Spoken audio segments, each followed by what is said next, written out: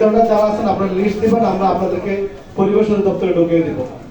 এছাড়াও 22 গ্যাস নিয়ে আমরা আন্দোলন শুরু করেছিলাম 22 গ্যাস বন্ধ করার জন্য। গত 2 মাস 22 গ্যাস আনা বন্ধ।